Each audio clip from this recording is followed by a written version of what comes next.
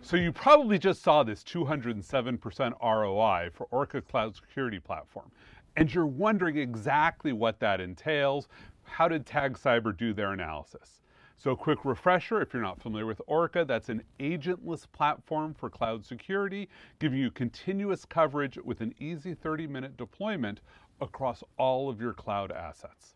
So what goes into this? Well, here's what Tag Cyber did. They looked at an organization with about 1,200 cloud assets. I'll show you how they calculated that in a moment. And they postulate a $1 million per year savings. That's actually slight rounding down if you added up these three numbers over here.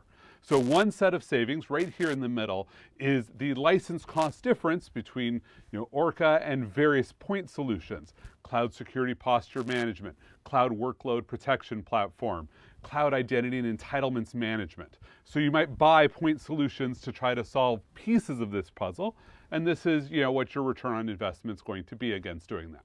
Now, as you buy some of those solutions, you might be doing agent-based deployments, and those agents are going to cost you a lot of money, not for licensing, just the time it takes to install the agents, deploy across your platform, the interruptions and coordination costs.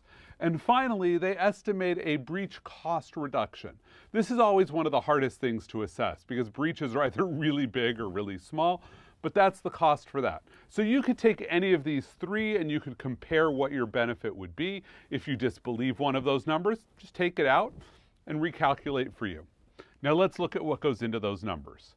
So here's the agent deployment. They looked at 2 agents on each of 1,200 assets. Those 1,200 assets come out of 34 distinct environments. People tend to partition their clouds, 20 to 40 assets each.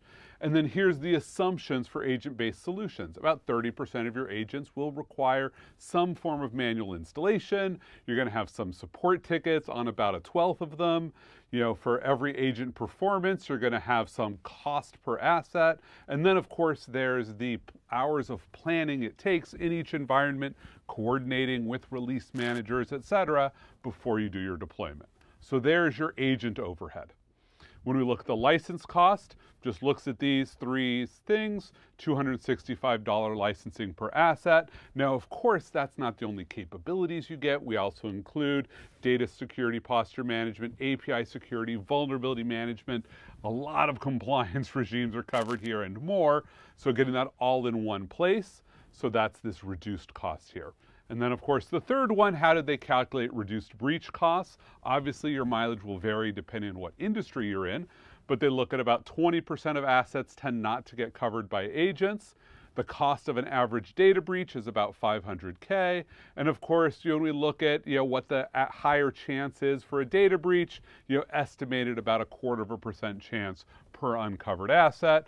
So in total, that comes to $300,000 is that blind spot cost is going to hit you. So that's how to look at what you get quantitatively. Now, qualitatively, of course, you're going to look at improved efficiency, increased effectiveness, and enhanced security. It's the real reason why you want to go with a platform solution versus a number of these point solutions that are difficult to deploy.